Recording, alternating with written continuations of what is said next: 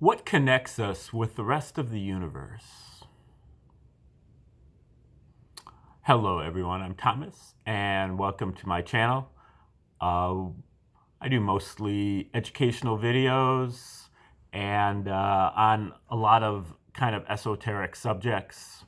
I like to do a lot of videos. A lot of my curriculum, or so to speak, is on people who spent their whole lives working on something and came up with a magnum opus, but nobody ever paid any attention to it, and so it's in danger of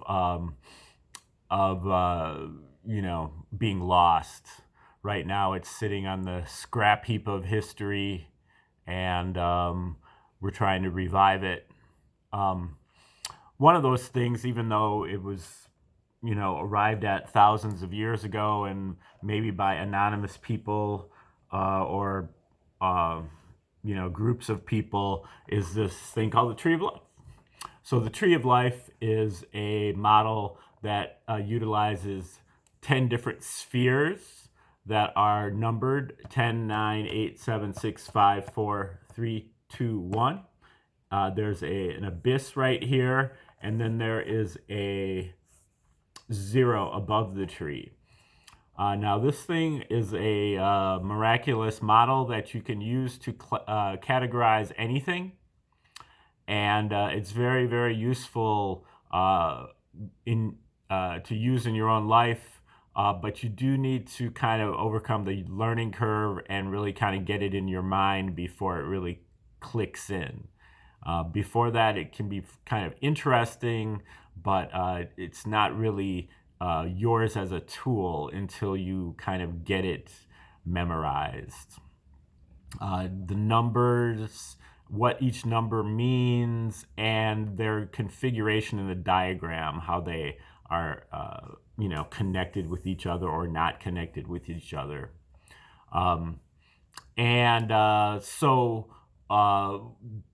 Just to get the number part down, 10, one of the things that it really maps out is our faculties of consciousness. So we end up with 12 faculties of consciousness in this model. This is our animal consciousness. This is our survival instinct. This is our domestic consciousness, what we get in the home when we're first growing up. We learn to be highly receptive, and we are imitating, copying, memorizing, imitating the caregivers that are our role models. Then at the A sphere, we're talking about more of a real world situation, what is in public, the institutions and the conventional wisdom, and we learn to believe in these things and to rationalize them. So this is our rational thinking process and our belief systems that are given to us by the institutions, the powers that be. And then the seventh sphere is for people who initially kind of dissent to the silly beliefs of the conventional wisdom and come up with alternatives that are maybe artistic or maybe inventions. So these are things that they create and develop in order to make this better. It also serves as a wedge to get up into the higher parts of the tree, to arise, and because inspiration is 1% of the equation, and then the other 99% of the equation is the perspiration. So there's a lot of hard work on the spiritual path, rising up to start at number 6, which is our free will faculty. This really, we are already here. This is the you are here part of the map. But the problem is that the free will faculty is about paying attention and making decisions. And unfortunately, even though we are here, our attention is directed downward. So we're paying attention to our conditionings, what we got growing up, Even though these things might have been useful as we were growing up, in many cases they weren't. And they left us with a lot of bad habits. And they also left us with a lot of false beliefs, because when we're picking up these beliefs, especially at 9, we're blind.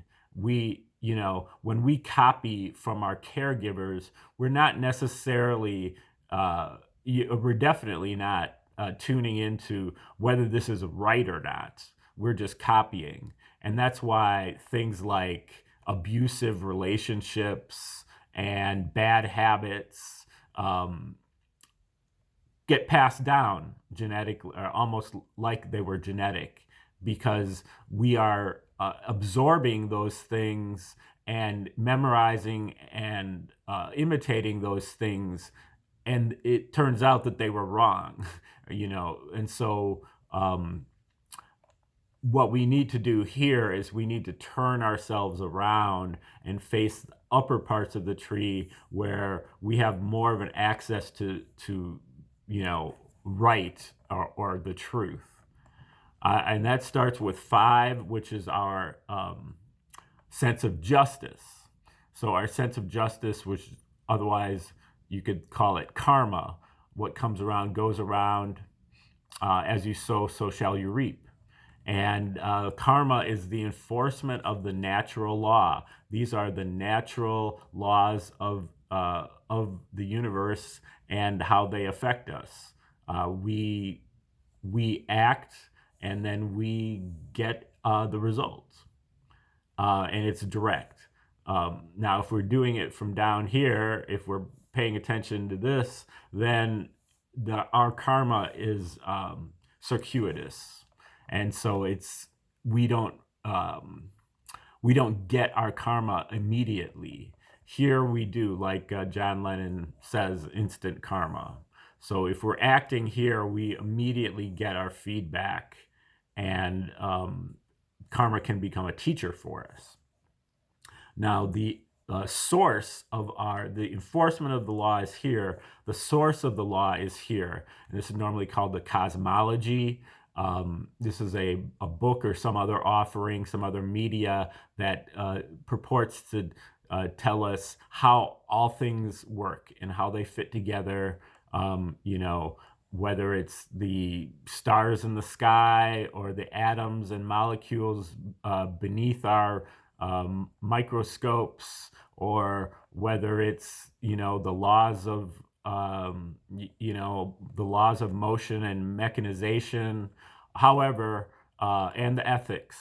These things all fit together here, and they make a tapestry or a Tao. And also here is the universal language and the universal love. Universal love is the giving, seeking nothing in return, unconditional love. And then also loving our enemies. Okay, so then here, this is our psychic powers, the abyss. This is our ability to tune into and recognize omens, many different omens out there, synchronicities, coincidences, uncanninesses. These are things that are supposed to wake up our psychic receptivity, which is one of our 2 aspects of the abyss. The other being a psychic heat. So the psychic receptivity is a pickup of the coincidences that are out there. We recognize that that's an omen. And then the psychic heat is the courage that we need to actually act upon that omen. 3rd, 2nd, and 1st spheres are our divine faculties. Omnipotence, all-powerful. We tap into that through sound synchronization.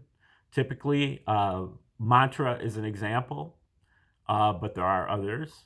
And then the 2nd sphere is our omniscience, our all-knowing, or our wisdom faculty.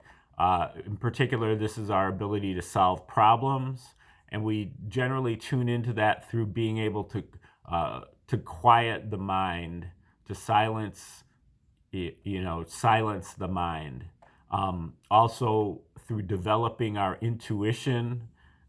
Gradually, our intuition is really a 7th sphere thing This is our source of kind of ethical behavior. You might call it conscience. And then, but that is just for simple ethical questions. As we move up further and further on this pillar here, which corresponds to right brain kind of thing, we develop that, and so we tune into that. But this is a very high standard, as you see, very high up the tree. So oftentimes we have to use what is called a surrogate source of wisdom, which is a divination system or an oracle that we ask questions of it, and it gives us, through chance processes, it gives us our course of action, the wise course of action, the one that will be able to solve our problems. Okay, then the first sphere is omnipresence, all present, all everywhere, all at once and eternally, and that pretty much the all. And then the zero sphere above the tree is pretty much the nothing. So, but these are both aspects of, of God, of the Creator, that they, this is really just the aspect that we can tune into because it's at our deepest center. And then this is what we are not able to tune into because it's the part that the Creator reserves for itself. So this is a total a mystery, and that we can kind of tap into that indirectly, but we have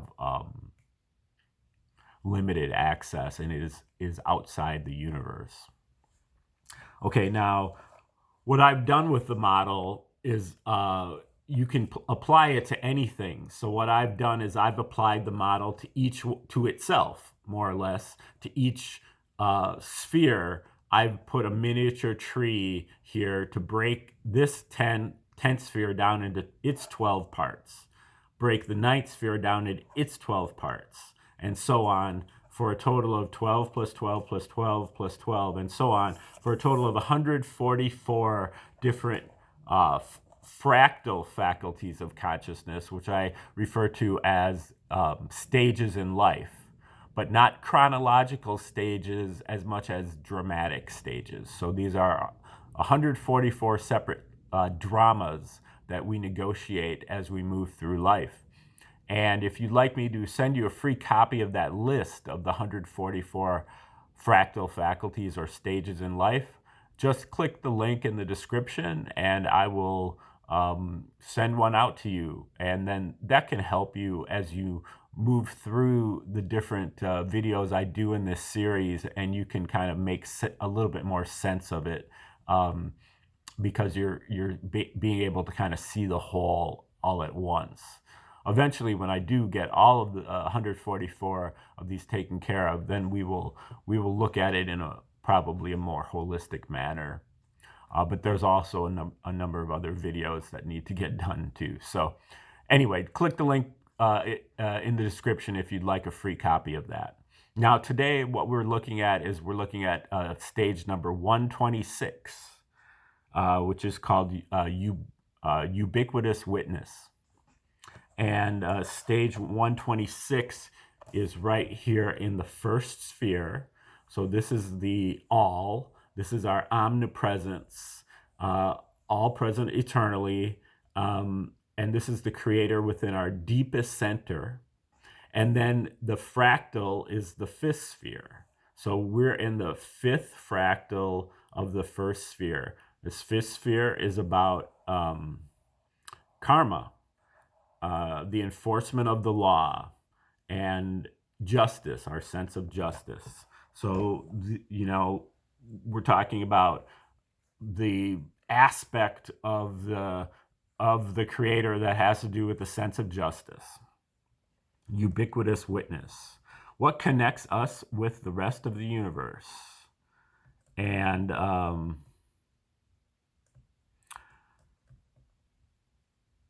the proper relationship that one can have with the whole or alone.